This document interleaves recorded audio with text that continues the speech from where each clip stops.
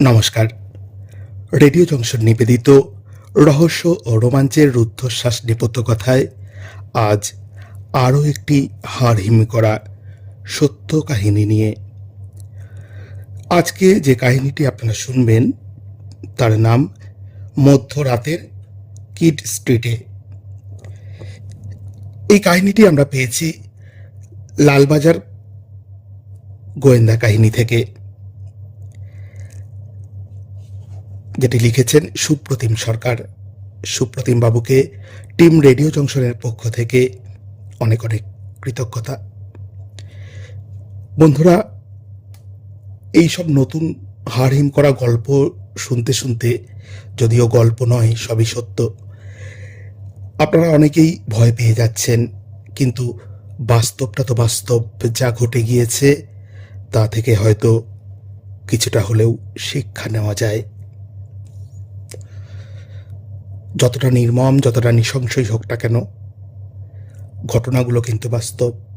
তাই আবারও বলি, সতর্ক থাকার জন্য, সুরক্ষিত থাকার জন্য শুনুন রেডিও জংশন নিবেদিত রুদ্ধশ্বাস, রহস্য ও রোমাঞ্চের রুদ্ধশ্বাস নেপথ্য কথা। শুনছেন মধ্যরাতের কিড স্ট্রিটে। কোথায়? Lalbazar control room. কবে? 20 ডিসেম্বর 1994। কখন? রাত 1:45। ফোন বাজলো ঝনঝন। রাতের শিফটের অফিসার তুললেন। দেরি হচ্ছে কেন? ওসি পার্ক স্ট্রিট বলছি, ফোর্স পাঠান। বেরিয়ে গেছে একটু আগে, পৌঁছে যাবে। লোকেশন নিন, ফোর্স দরকার, অ্যাজ আর্লি অ্যাজ পসিবল, না হলে সামলানো যাচ্ছে না। রজার। নড়ে চড়ে বসে কন্ট্রোল রুম। শিফট ইনচার্জ দীর্ঘদিনের অভিজ্ঞতায় আন্দাজ করেন আজ রাতটা ঝামেলার হতে যাচ্ছে। ওয়াকিটকি হাতে নিতে যেটুকু সময়, ধাতব শব্দ ছিটকে আসে পর মুহূর্তে। Control room calling. Heavy radio flying squad 10, location please. Replying approaching Indian museum. পৌঁছে ওসির কাছে রিপোর্ট করুন। DC south on way. সে রাতে জমাট ঠান্ডা শহরে এখনকার মতন চটজলদি 20-20 ক্রিকেটে বিশ্বাসী ছিল না তখনকার পৌষ মাঘ। ঠান্ডা শীতের রাতে লেপের আদরের ওম সহজে ক্রিজ ছাড়ত না। সে সময় রাস্তায় বেরোলে ফুল সোয়েটার বা শাল না হলেই নয়। বাড়তি ফোর্স যখন ঘটনাস্থলে পৌঁছল, গলদঘর্ম স্থানীয় পুলিশ, 100-3 লোকের কৌতূহলী দঙ্গল। গেটের বাইরে ঢুকতে চায় ভিতরে, আটকাচ্ছে পুলিশ। কি করে ওভাবে আমজনতাকে ঢুকতে দেওয়া যায় ভিআইপি এলাকায়? খুনের ব্যাপারটা জানাজানি হয়েছে কিছুক্ষণ হলো। ফরেন্সিক বিশেষজ্ঞরা আসছেন। কলকাতা পুলিশের একাধিক আইপিএস অফিসার পৌঁছে গিয়েছেন। তাবর তাবর রাজনৈতিক নেতাদেরও গাড়ি ঢুকছে একের পর এক। লাল বাতির ছড়াছড়ি। ভাগ্যিস গুচ্ছের টিভি চ্যানেল ছিল না তখন, থাকলে অবস্থা আরও সঙ্গীন হতো। ক্যামেরা আর বুমের দাপটে নতুন সমস্যা তৈরি হতো। স্পট থেকে মিনিট, সেকেন্ড ও মাইক্রো সেকেন্ডে ব্রেকিং নিউজ আর এক্সক্লুসিভের ইঁদুর দৌড় সামলাতে ঘাম ছুটে যেত পুলিশের। তবু সেই মূলত দূরদর্শন শাসিত সময়েও সাংবাদিকদের জটলা নেহাত কম নয়। এই রাত বিরেতে কোনোভাবে ভিড়ভাট্টা সামলে বছর 35-এর শোকস্তব্ধ সদ্য স্বামীহারাকে যখন ধরে ধরে গেটের দিকে আনছেন পরিচিত পরিজনেরা, ঘড়ির কাঁটা তখন 3টের চৌকাঠ পেরিয়ে গিয়েছে। ঘটনার আকস্মিকতায় নির্বাক মহিলা তখন প্রায় চলৎশক্তিহীন। পুলিশের তখন অনেক কাজ বাকি। ঘটনাস্থলের পুঙ্খানুপুঙ্খ স্কেচ ম্যাপ বানানো, কাদের রাতেই জিজ্ঞাসাবাদ প্রয়োজন তার তালিকা তৈরি করা, ফরেন্সিক পরীক্ষার ব্যবস্থা করা যত দ্রুত সম্ভব। সিজার লিস্টের লেখালেখি, মৃতদেহ ময়নাতদন্তের জন্য পাঠানো সকাল হলেই, যাতে পরীক্ষার পর সম্ভাব্য রিপোর্টের প্রাথমিক আন্দাজ পাওয়া যায় সন্ধ্যের আগেই, এবং স্বামী হত্যার সাক্ষী থাকা স্ত্রীর বয়ান নিয়ে এফআইআর নথিভুক্ত করা। সাংবাদিকদের ব্যস্ততাও কম নয় তখন। লেট সিটির এডিশনে খবরটা ধরাতেই হবে, যে করে হোক।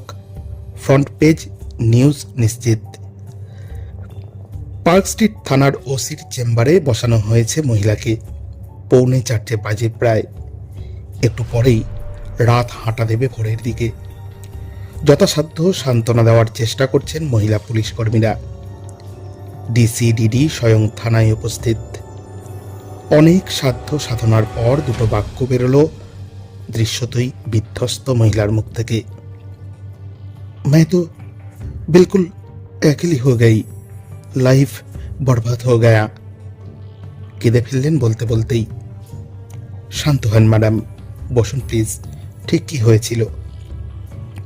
একটু ধাতস্থ হয়ে বলতে শুরু করেন তালাতে সুলতানা। উত্তর দিনাজপুরের গোয়ালপোখর থেকে নির্বাচিত ফরওয়ার্ড ব্লক বিধায়ক রমজান আলীর স্ত্রী। কলকাতায় এলে কিট স্ট্রিটের এমএলএ হোস্টেলেই উঠি আমরা। 13 ডিসেম্বর রমজান সাহেবের সঙ্গেই এসেছিলাম ওর চিকিৎসার প্রয়োজনে।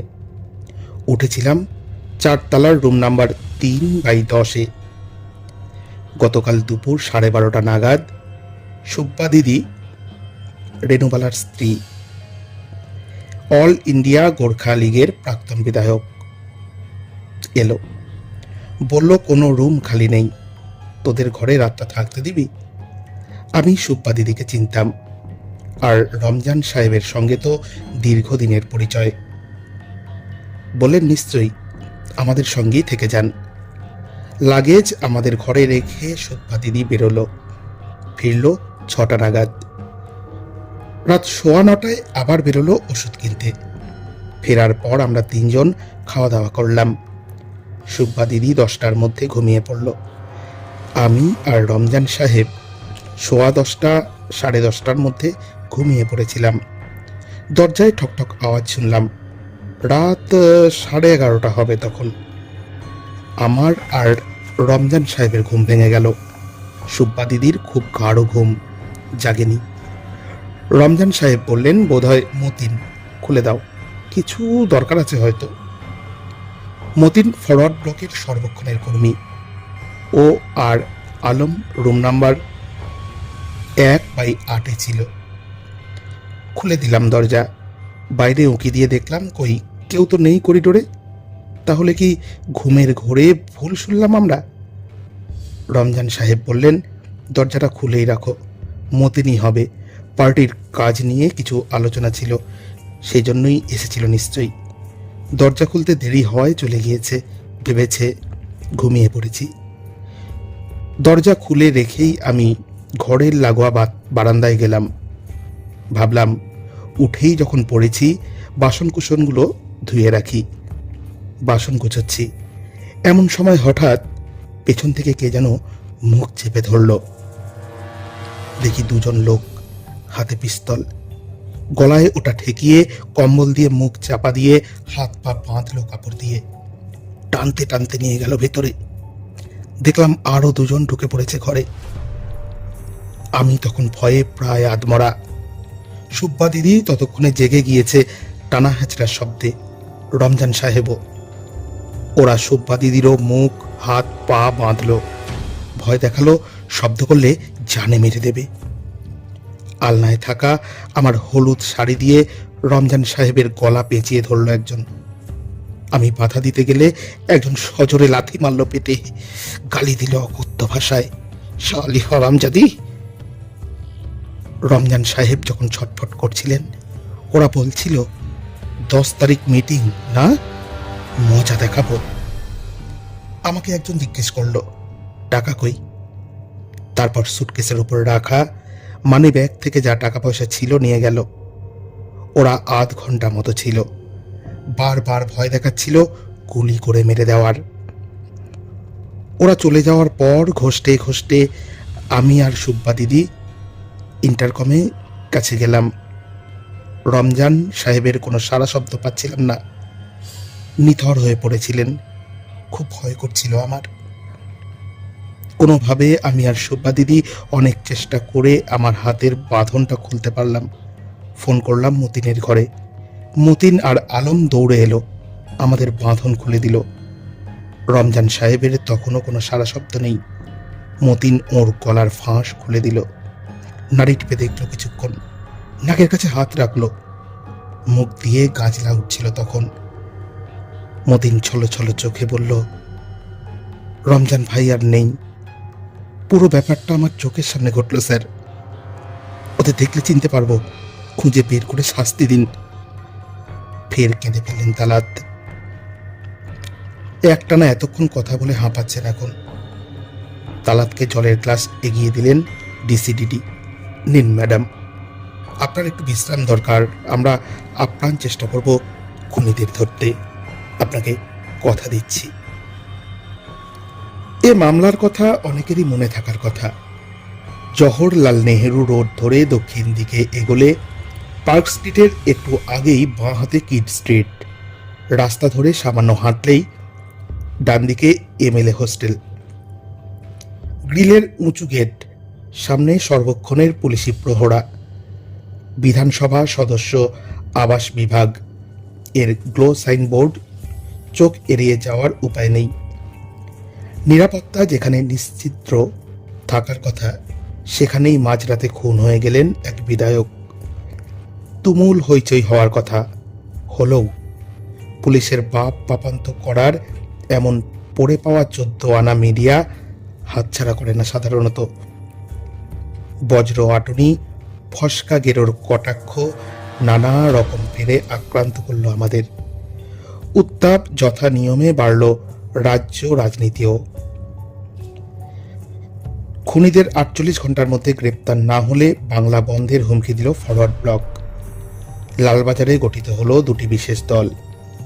সরাসরি তত্ত্বাবধানে থাকলেন উচ্চপদস্থ কর্তারা। ঘটনার দুদিনের মধ্যেই মামলার তদন্তভার প্রত্যাশিতভাবেই বর্তালো গোয়েন্দা বিভাগের ওপর। তদন্তকারী অফিসার হিসেবে নিযুক্ত হলেন হোমিসাইড শাখার তৎকালীন ইন্সপেক্টর মোহাম্মদ আকরম, যিনি চাকরি জীবন শেষে অবসরে নিয়েছিলেন কলকাতা সশস্ত্র পুলিশের 8ম ব্যাটালিয়নের ডেপুটি কমিশনার হিসেবে। মোহাম্মদ রমজান হালি হত্যা মামলা, পার্ক স্ট্রিট থানা, কেস নম্বর 825, তারিখ 20/12/94, ধারা 302/34/394/397 আইপিসি। খুন, একই উদ্দেশ্যে একাধিকের সম্মিলিত পরিকল্পনা, খুনের সময় ইচ্ছাকৃতভাবে খুন বা গুরুতর আঘাতের চেষ্টা। তদন্ত শুরু হলো প্রথাগত বিধি নিয়মে। ময়নাতদন্তে কি পাওয়া যাবে জানাই ছিল। শ্বাসরোধ করে খুন। রুম নম্বর 3/10 ঢুকেই একটা 10 ফুট বাই 8 ফুট মতো জায়গা। মোটা পর্দা টাঙানো রয়েছে সামনে, যা পেরোলে মূল ঘর। পর্দার ভিতর থেকে বাইরেটা দেখা যায় না, বাইরে থেকে ভেতরটাও। তন্ন তন্ন করে খুঁজেও মিলল না ডেভেলপ করার যোগ্য হাত বা পায়ের ছাপ। বেশ কিছু টুকিটাকি জিনিস বাজেয়াপ্ত করা হলো বটে, কিন্তু সেসব নিয়ম রক্ষার। ঘেঁটে ঘুঁটেও নির্ণায়ক কিছু পাওয়া গেল না। তালাত বলেছিলেন খুনিদের দেখে চিনতে পারবেন। ছবি আঁকানো হলো বর্ণনা অনুযায়ী, ছড়িয়ে দেওয়া হলো সোর্সদের মধ্যে বিভিন্ন থানায়। না, লাভ হলো না। সূত্র সে যতই তুচ্ছ হোক, পেলে তবে না পরের ধাপ। হোস্টেলের কর্মী, আবাসিক বা সেদিনের ভিজিটরদের বিস্তারিত জেরা করেও অধরাই থাকলো তদন্তের ভবিষ্যৎ দিক নির্দেশ। জটিল কেসে আমাদের প্রচলিত পদ্ধতি, তদন্তের অগ্রগতির কাটাছেঁড়া হয় নিয়মিত। গুরুত্বের বিচারে কখনো 2-3 দিন অন্তর, কখনো সকাল বিকেল সন্ধে। এ মামলা ছিল দ্বিতীয় গোত্রের। আক্ষরিক অর্থেই ঘুম ছুটে গিয়েছিল পুলিশের। এমনই এক রিভিউ বৈঠকের আগে তদন্তকারী অফিসারের সঙ্গে তার সহযোগীর কথোপকথন। ঘটনার দিন তিনেক পরের কথা লিখছি। স্যার, তালাত সুলতানার বয়ান নিয়ে খটকা লাগছে। সে তো আমারও লাগছে প্রথম দিন থেকেই। Right sir. রমজান দরজা খুলে রাখতে বলবেন কেন? মতিন আসেনি জানার পরও? তার চেয়েও বড় প্রশ্ন, মতিন তো বলছে সে ফোন পেয়েছে রাত 1টার পর, আর খুনটা হয়েছে তালাতের বয়ান অনুযায়ী রাত 11:30 থেকে 12টার মধ্যে। পোস্টমর্টেমও তাই বলছে। কারেক্ট। এতক্ষণ কি করছিলেন উনি? বলছেন তো অনেক চেষ্টা করে হাতের বাঁধন খুলেছিলেন বলে দেরি হয়েছিল, তারপর ফোন করেছেন। তবে ক্রিমিনাল গ্যাং হলে ফোনের লাইন কেটে দিয়ে যেত। হয়তো মিস করে গেছে তাড়াহুড়োয়। তুমিও আসল ব্যাপারটা মিস করে যাচ্ছ। বাইরে পুলিশ, নিতান্ত পরিচিতের সঙ্গে কেউ ঢুকলে তবেই রেজিস্টারে নাম লেখা হয় না। 4 জন অপরিচিত ঢুকে পড়বে এমএলএ হোস্টেলে, কেউ খেয়াল করবে না। আর যদি এক এক করে ঢুকেও পড়ে কোনোভাবে, পুলিশ, রিসেপশন সবার চোখ এড়িয়ে গেল। হয়তো সেন্ট্রি কনস্টেবলের ঝিমুনি এসে গিয়েছিল শীতের রাত, সেই সুযোগে টুক করে। কিন্তু তালাত বলেছেন 11:30টায় দরজায় ঢোকা। অন্তত তার পৌনে 1 ঘন্টা আগে সেন্ট্রি চেঞ্জ হয়। ডিউটি ধরেই কেউ ঝিমোবে না। রাত 2-2:30 হলে তবুও মানা যায়। মহিলা বলছেন লোকগুলোকে দেখলে চিনতে পারবেন। স্পেসিফিক ডিটেলস দিচ্ছেন চেহারার, অথচ লাইট অফ ছিল। কি করে দেখলেন এত? ওটা তো সবচেয়ে বড় কন্ট্রাডিকশন। স্যার, তালাতকে অ্যারেস্ট করলে হয় না? শিওর কিছু লুকোচ্ছেন। আর রেনুলিনাও কিছু দেখলেন না, এটা কেমন যেন। গ্রেপ্তার করা যায়, কিন্তু রিস্ক আছে। প্রমাণ ছাড়া কমপ্লেনান্টকে ওভাবে অবশ্য আর একবার ইন্টারোগেট করাই যায়। ওসিকে বলবো ভাবছি, ডিসিকে বলবো ভাবছি। আচ্ছা বলুন স্যার, এই প্রেশার আর নেওয়া যাচ্ছে না। পলিটিক্যাল মার্ডার বলে বাজার গরম করছে গাজরগুলো। আর তালাত তো ফিরে গেছেন কিষানগঞ্জে গতকাল। এভাবে পলিটিক্যাল মার্ডার হয়? কত জায়গা আছে মার্ডার করার। এমএলএ ছিলেন উনি, জনসংযোগ করতে হতো, মিটিং মিছিল করতে হতো। রাজনৈতিক খুন করতে এমএলএ হোস্টেলের মতন সিকিউর জায়গায় 4 জন দল বেঁধে আসবে মার্ডার করতে হয় কখনো? ওই জন্যই তো আরো সন্দেহ। ডেলিবারেটলি মিসলিড করছেন তালাত। আর ভেবে লাভ নেই স্যার, ডিসিকে বলুন। বলা হলো, আলোচনা হলো বিস্তর। প্রমাণ ছাড়া আটক করাতেও সমালোচনার ঝুঁকি প্রচুর। কিন্তু তালাতের বয়ানে অসঙ্গতির আধিক্য এতটাই, হিসেবে গড়মিল এতটাই, ঝুঁকি নেওয়া ছাড়া উপায়ও ছিল না। আদালত থেকে ওয়ারেন্ট বের করে আনা হলো তালাতের নামে। ডিসি ডিডির নেতৃত্বে 24 ডিসেম্বর বিহার রওনা দিল দল। কিষানগঞ্জের বাহাদুরপুরের বাড়ি থেকে তালাতকে গ্রেপ্তার করে কলকাতায় আনা হলো 26 ডিসেম্বর। প্রশ্নমালা তৈরিই ছিল, অথচ কাজেই লাগলো না তেমন। মিনিট 10 জেরার পর তালাত নিজেই বললেন, মিথ্যে বলেছিলাম, খুনটা রবি করেছিল, রমজান সাহেবের কনফিডেন্সিয়াল অ্যাসিস্ট্যান্ট। করলো কেন সেটা আদালতে বলবো, আপনাদের নয়। আদালতে স্বীকারোক্তি দেবেন? অবশ্যই, ওখানেই দেব, আপনারা তার ব্যবস্থা করুন। সে না হয় করব, কিন্তু শুরুতে মিথ্যে বলেছিলেন কেন? রবির সঙ্গে আপনার কি সম্পর্ক? বললাম তো, যা বলার আদালতেই বলবো। রবি আমাকে দিদি বলে ডাকতো। খুনের সঙ্গে আমার কোনো সম্পর্ক নেই। নির্দিষ্ট দিনে তালাত আদালতে স্বীকারোক্তি দিলেন, যাহা বলিব সত্য বলিব, সত্য বই, মিথ্যা বলিব না। এটা বলার পর কি সে স্বীকারোক্তি তুলে দিলাম হুবহু। আমার এই খুনের সঙ্গে কোনো সম্পর্ক নেই। আমি সাধারণ গৃহবধূ, 2 মেয়ে 1 ছেলে। গত মে মাসের 15 তারিখে পুরসভা নির্বাচন ছিল উত্তর দিনাজপুরে। তার আগের রাতে 14 মে ইসলামপুরের হোগলবাড়িতে একটা রাজনৈতিক মারামারি হয়। রমজান সাহেব আহত হন। রবি ছিল ওর পিএ, সবসময় সঙ্গে সঙ্গে থাকতো। রমজান সাহেবকে কলকাতায় নিয়ে আসা হয়, ভর্তি করা হয় ক্যালকাটা হসপিটালে। সেখানে এবং তারপর এমএলএ হোস্টেলে আমি প্রাণপণ শুশ্রূষা করি স্বামীর। রবিও সাহায্য করেছিল খুব। ওই সময় রবির সঙ্গে আমার ঘনিষ্ঠতা হয়, অবৈধ সম্পর্কে জড়িয়ে পড়ি আমরা। রমজান সাহেব আমার প্রতি উদাসীন ছিলেন, ভালো ব্যবহার করতেন না। আমরা কিষানগঞ্জের বাড়িতে তখন ফিরে গিয়েছি চিকিৎসার পর। একদিন আমাকে আর রবিকে ঘনিষ্ঠ অবস্থায় দেখে ফেলেন আমার স্বামী। রবির সামনেই অশ্রাব্য ভাষায় গালিগালাজ করেন আমাকে। রবিকে ছাড়িয়ে দেন কাছ থেকে। সেই থেকেই রবির আক্রোশ রমজান সাহেবের উপর। আমি অবশ্য ভুল বুঝতে পেরেছিলাম। কোনো সম্পর্ক সেই থেকে আর রাখিনি রবির সাথে। আবারও বলছি, আমি খুন করিনি, কোনো সম্পর্ক নেই খুনের সঙ্গে। খুন রবি করেছে। 20 তারিখ রাতে 10:30 নাগাদ আমি সুব্বা দিদি আর এমএলএ সাহেব ঘরে ছিলাম। সুব্বা দিদি ঘুমিয়ে পড়েছিল। রমজান সাহেবের চোখে ড্রপ দেওয়ার পর আমি মেঝেতে শতরঞ্জি পেতে শুয়েছিলাম। দুটো আলাদা খাটে আমার স্বামী আর সুব্বা দিদি শুয়েছিল। ঘরের লাইট অফ করা ছিল, দরজা খোলা ছিল। হঠাৎ রবি দরজা ঠেলে পর্দা সরিয়ে ঢুকলো ঘরে। বলল, কাকুর, এই নামেই ডাকতো ও রমজান সাহেবকে। শরীর কেমন দেখতে এসেছি। রবিকে দেখেই ভীষণ রেগে গেলেন রমজান সাহেব।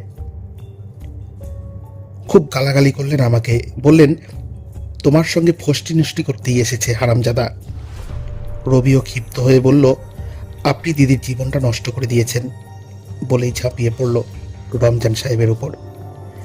আমি আটকানোর চেষ্টা করলাম, হাতে পায়ে ধরলাম। আমাকে ধাক্কা দিয়ে ফেলে দিল রবি। আমি জ্ঞান হারালাম। কিছুক্ষণ পর জ্ঞান ফিরলে দেখি আমি সুব্বা দিদির খাটে শুয়ে। রমজান সাহেবের শার্ট আর গেঞ্জি দিয়ে আমার মুখ বাঁধা। সুব্বা দিদির মুখ বাঁধা ওর লাল শাল দিয়ে। এমএলএ সাহেব নিচের খাটে, গলায় শাড়ির ফাঁস দেওয়া। এর বেশি কিছু জানি না। আমার হার্টের সমস্যা আছে, কিন্তু রমজান সাহেব কখনো আমার অসুখের ব্যাপারে যত্ন নেননি। তবুও আমি ওর সেবা যত্নে কোনো ত্রুটি রাখিনি। এবারও কলকাতায় আসা ওর চিকিৎসার জন্যই। ম্যাজিস্ট্রেট সব শুনে জিজ্ঞাসা করলেন, পুলিশের কাছে মিথ্যে বলেছিলেন কেন? তালাত সোজাসাপটা উত্তর দিল, ঘাবড়ে গিয়েছিলাম। তাছাড়া রবি শাস্তি পাক এটা চাইনি, ওকে ভালোবেসেছিলাম আমি। পরে মনে হলো সত্যিটা না বললে অন্যায় হবে। যাক, তাহলে কিনারা হলো শেষমেশ। এমনই প্রতিক্রিয়া সাধারণত আমাদের হয় আদালতে স্বেচ্ছায় স্বীকারোক্তি দিতে অভিযুক্ত রাজি হলে। এ যাত্রায়ও প্রাথমিকভাবে তেমনটাই ভেবেছিল পুলিশ। সত্যিটা অন্তত এবার জানা যাবে। ফৌজদারি দণ্ডবিধির 164 ধারায় নথিভুক্ত হওয়া স্বীকারোক্তি কপি যখন হাতে এলো, মাথায় হাত গোয়েন্দাদের। স্বস্তি তো দূরের কথা, বরং আরও অস্বস্তির গ্রাসে। এটা কিরকম হলো? এফআইআরে তালাত যা বলেছিলেন তার সঙ্গে বিন্দু মাত্র মিল নেই। এবং এই অমিলের থেকেও বড় কথা, আদালতে দেওয়া বয়ানেও অজস্র অসঙ্গতি। রাত 11টায় কেন দরজা খুলে রাখলেন? না, ব্যাখ্যা নেই। এতদিন পরে রবি হঠাৎ কেন কাকুর শরীরের খোঁজ নিতে প্রায় মাঝরাতে এমএলএ হোস্টেলে চলে এলো? মতিনের উল্লেখ কোথায় নয়া স্বীকারোক্তিতে? নেই। তালাত বলছেন পড়ে গিয়ে জ্ঞান হারিয়েছিলেন। ঘটনার পরদিন প্রাথমিক চিকিৎসার সময় শরীরের কোথাও দৃশ্যমান আঘাত ছিল না, মাথাতেও না। একমত হলেন গোয়েন্দারা, ইনি কঠিন মহিলা, হয় মিথ্যে নয় অর্ধ সত্য বলছেন। সিদ্ধান্ত হলো রবিকে তো আগে ধরা হোক, জেরা করলেই দুধ কা দুধ পানি কা পানি হয়ে যাবে। রবি সিকদার, বয়স 35-36, ধরা হলো নদিয়ার বাড়ি থেকে, নিয়ে আসা হলো কলকাতায়। এরপর যা ঘটলো তার জন্য প্রস্তুত ছিলেন না পোড় খাওয়া গোয়েন্দারাও। জানা গেল রবি কিছুদিন গাড়ি চালিয়েছিলেন রমজানের, কাজ করেছিলেন ব্যক্তিগত সহায়ক হিসেবেও। বেশ কয়েক মাস আগে অন্য চালক নিয়োগ করেন রমজান। সেই থেকে নদিয়ার বাড়িতেই থাকেন, জমি জমা দেখাশোনা করেন। চাকরি যাওয়ার পর তালাতের সঙ্গে কোনো যোগাযোগ নেই, দেখাও হয়নি কখনো। রবি স্পষ্ট বললেন, তালাতকে দিদি বলে ডাকতেন। প্রশ্ন নেই দূরতম কোনো অবৈধ সম্পর্কের। আরও জানালেন জোর গলায়, কলকাতায় শেষ এসেছেন মাস 6 আগে, ঘটনার দিন তিনি নদিয়াতেই ছিলেন। রবিকে নিয়ে পুলিশের বিশেষ টিম রওনা হয়ে গেল নদিয়ায়। খোঁজ খবর জিজ্ঞাসাবাদ করে পুলিশ নিশ্চিত হলো রবি সত্যি বলছেন। ঘটনার দিন নিজের গ্রামের বাড়িতেই ছিলেন। অসংখ্য সাক্ষী রয়েছে।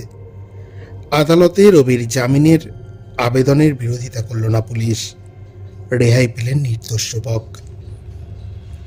এদিকে কাগজে ফলাও করে প্রচার হয়েছে রবি ধরা পড়ার পর থেকে, চর্চা হয়েছে তালাতের স্বীকারোক্তি নিয়ে।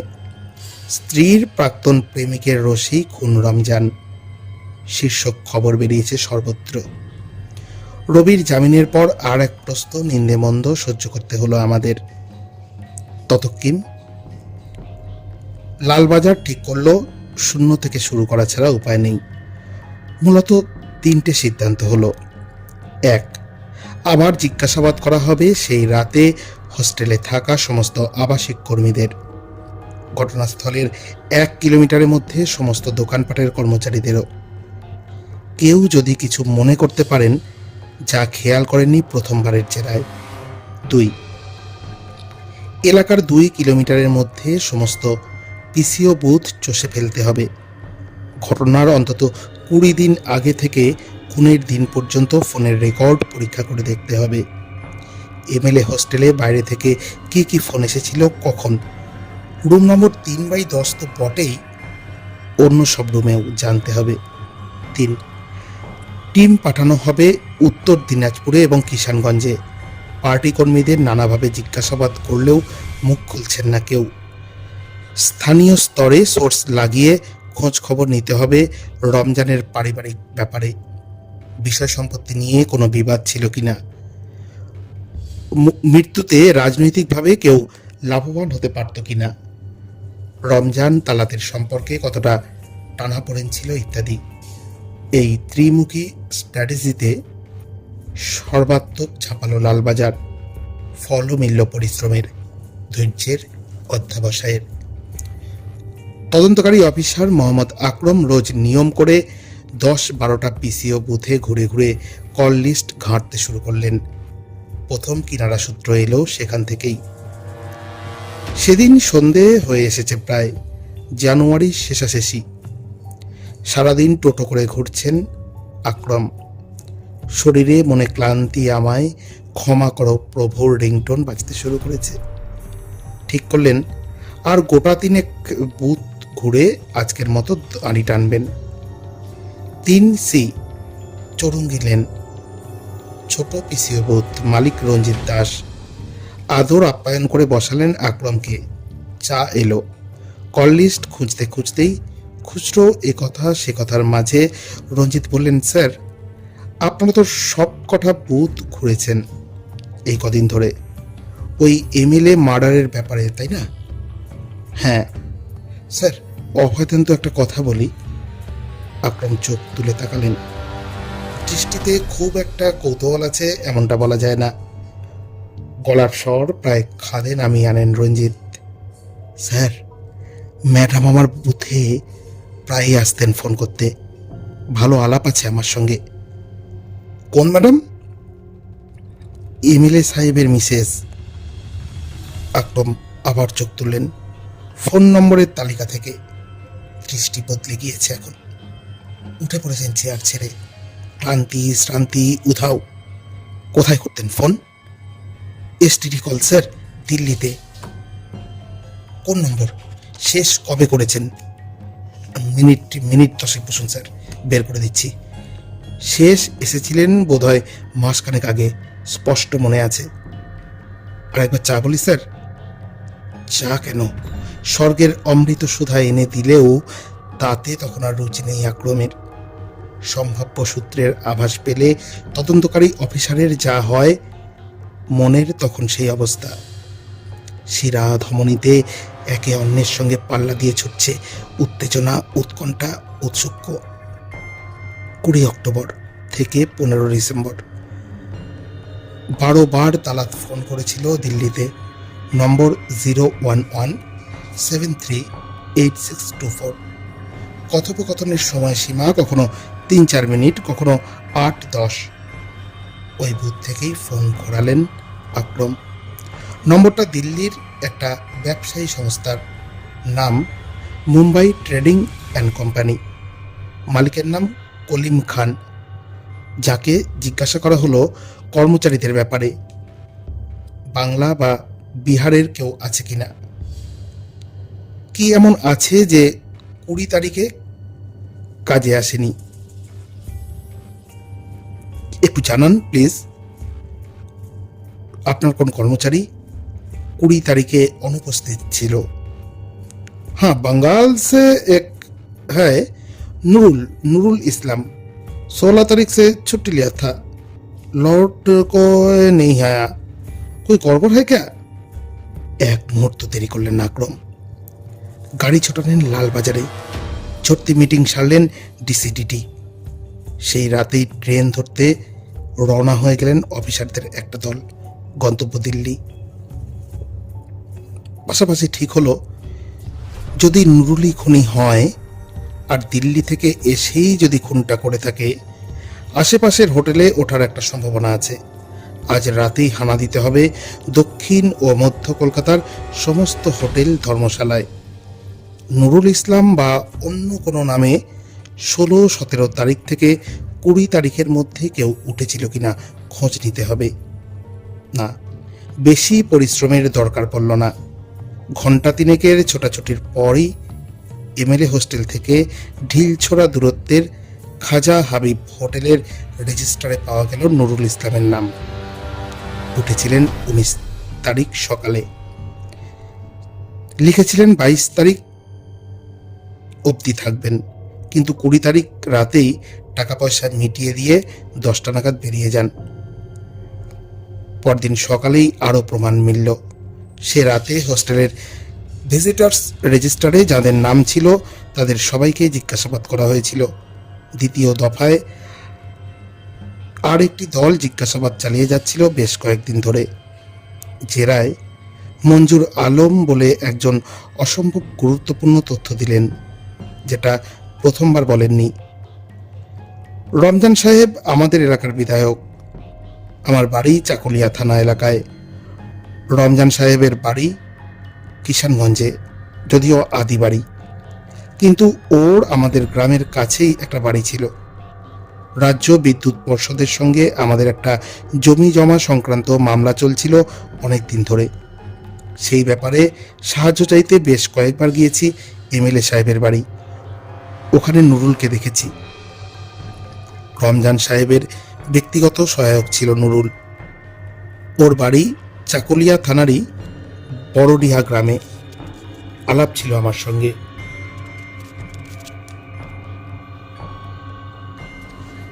20 তারিখে কলকাতায় এসেছিলাম কাজে। উঠেছিলাম বেকার হোস্টেলে এক বন্ধু রুমে।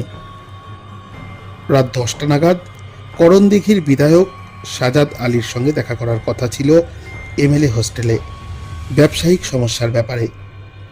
গিয়ে দেখি সাজাদ সাহেবের রুম 2/7 তালাবন্ধ। আধ ঘন্টা অপেক্ষা করলাম, সাজাদ ভাই এলেন না।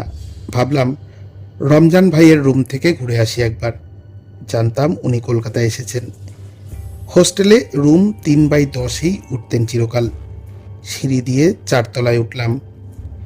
রুমের সামনে গিয়ে দেখলাম ভেতর থেকে বন্ধ, আলো জ্বলছে না। ভাবলাম ঘুমিয়ে পড়েছেন, অসুস্থ মানুষ, ডিস্টার্ব করা ঠিক হবে না।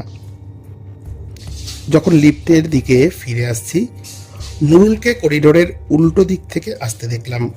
জিজ্ঞেস করলাম, কি ভাই, এখানে এত রাতে? নুরুল বলল, রমজান সাহেবের সঙ্গে একটা দরকার আছে। গোয়েন্দারা মঞ্জুরকে জিজ্ঞাসা করলেন, এসব আগে বলেননি কেন? স্যার, পরের দিন যখন শুনলাম রমজান ভাই খুন হয়ে গিয়েছেন, ভয় পেয়ে গিয়েছিলাম। ভেবেছিলাম সব বলতে গিয়ে যদি ঝামেলায় পড়ি, কোর্ট কাছারি করতে হয়, কি দরকার। ওদিকে রহস্য জাল পরতে পরতে খুলতে শুরু করেছে কিষানগঞ্জের বাড়িতেও, যেখানে রমজানের পরিবারের খুঁটিনাটি তথ্য তলাশ চালাচ্ছিলেন গোয়েন্দারা। জেলার অত্যন্ত প্রভাবশালী পরিবার, কঠিন হচ্ছিল আত্মীয় পরিজন, পাড়া প্রতিবেশী, পার্টি সদস্যদের মুখ খোলানো, কিন্তু খবর বের করাটাই তো কাজ আমাদের, যেন তেন প্রকারেণ। কখন, কি, কেন, কিভাবে, উত্তর ধীরে কিন্তু নিশ্চিতভাবেই এলো প্রকাশ্যে। 1989 থেকে 93, 4 বছর রমজান আলীর ব্যক্তিগত সহায়ক হিসেবে কাজ করছিল নুরুল ইসলাম। 91 সালে গুরুতর অসুস্থ হয়ে পড়েন রমজান। ডায়াবেটিস ধরা পড়ে, ক্ষয় রোগও বাসা বাঁধতে শুরু করেছিল শরীরে। চিকিৎসার জন্য দিল্লি গেলেন, সঙ্গে তালাত আর নুরুল। রাম মনোহর লোহিয়া হাসপাতালে বেশ কিছুদিন চিকিৎসাধীন থাকলেন রমজান, এবং ক্রমে ঘনিষ্ঠতা বাড়ল তালাত আর নুরুলের। রমজান তখন 50ঊর্ধ্ব, নানা রোগ ভোগে জীর্ণ। তালাত সবে 30 পেরিয়েছেন। নুরুলও সমবয়সী প্রায়। ঘি এবং আগুনের সহাবস্থানে যা হওয়ার তাই হলো। গভীর সম্পর্কে জড়িয়ে পড়লেন দুজনে, মানসিক শারীরিকও। চিকিৎসার পর কিষানগঞ্জে ফিরলেন রমজান। কিছুদিনের মধ্যেই আঁচ করতে পারলেন তালাত আর নুরুলের ব্যাপারটা। একদিন দুজনকে ধরে ফেললেন ঘনিষ্ঠ অবস্থায়। গালিগালাজ, মারধর করে তাড়িয়ে দিলেন নুরুলকে। লেখার অযোগ্য শব্দ ব্যবহার করলেন তালাতের উদ্দেশ্যে। নুরুল দিল্লি চলে গেলেন, চাকরি নিলেন মুম্বাই ট্রেডিং অ্যান্ড কোম্পানিতে। রমজান ভাবলেন আপদ গেল, কিন্তু সম্পর্ক ততদিনে গড়িয়েছে অনেক দূর।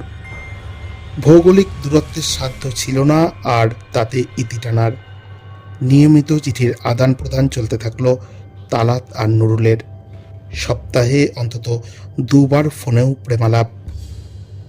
ভাই হাফিজ আলম সৌরানি এবং খুব ঘনিষ্ঠ কয়েকজনের কাছে তালাতের ব্যাপারে বিষেধাগার করতেন এমএলএ সাহেব।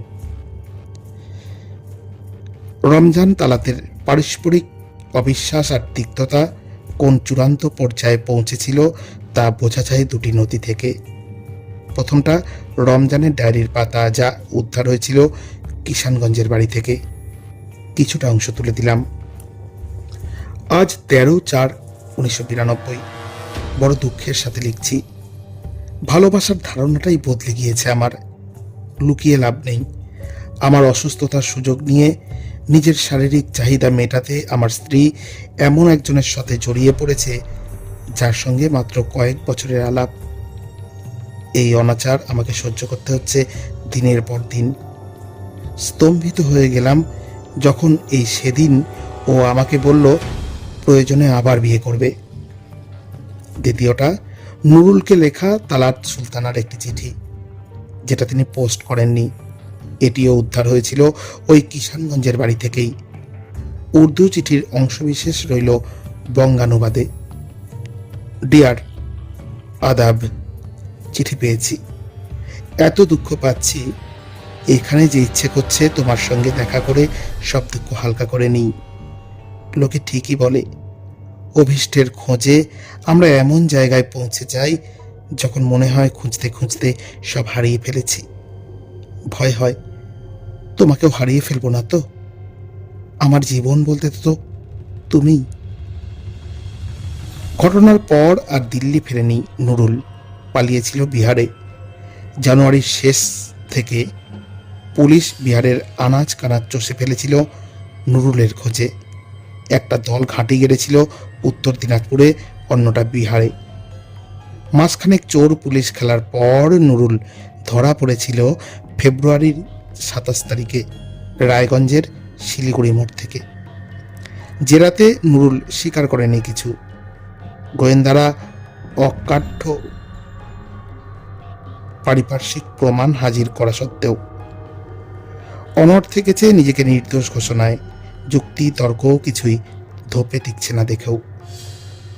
রেনু লীনা সুব্বার সাক্ষ্য অত্যন্ত গুরুত্বপূর্ণ ছিল, কিন্তু কে জানে কেন উনি এফআইআর এ তালাতের প্রাথমিক বক্তব্যকেই ঘুরিয়ে ফিরিয়ে সমর্থন করে আদালতে স্বীকারোক্তি দিয়েছিলেন। পুলিশ বুঝেছিল সত্য গোপন করছেন। রেনু লীনা নিজেও জানতেন নিশ্চিত আসলে কি ঘটেছিল, কিন্তু বলেননি। হাজারো প্রশ্ন বানের মুখেও নড়েননি একটুও। তালাতকে বাঁচাতে চেয়েছিলেন পরিষ্কার, কিন্তু কেন? উত্তর পাইনি আমরা। সব কিছু জানা যায় না। দ্রুত চার্জশিট পেশের পর দীর্ঘ বিচার পর্ব চলেছিল। তীব্র বাদানুবাদে সাক্ষী থেকেছিল আদালত। তালাত নুরুলের আইনজীবী দাবি করেছিলেন এটি রাজনৈতিক হত্যাকাণ্ড, যে যুক্তিকে গুরুত্ব দেওয়ার কোনো কারণ খুঁজে পায়নি আদালত।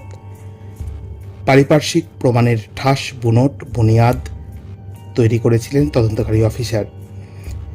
খাজা হাবিব হোটেলের রেজিস্টারে খুনের আগের দিন নুরুলের হাতের লেখার সঙ্গে পুলিশের হেফাজতে থাকা কালীন সংগৃহীত হ্যান্ডরাইটিং স্পেসিমেনের মিলে যাওয়া, পিসিও বুথের কলকাতা দিল্লি ফোনের খতিয়ান, বুথ মালিকের শনাক্তকরণ তালাতকে, মঞ্জুর আলমের প্রত্যক্ষদর্শীর বিবরণে নুরুলের এমএলএ হোস্টেলে ঘটনার রাতে উপস্থিতি প্রমাণ হওয়া।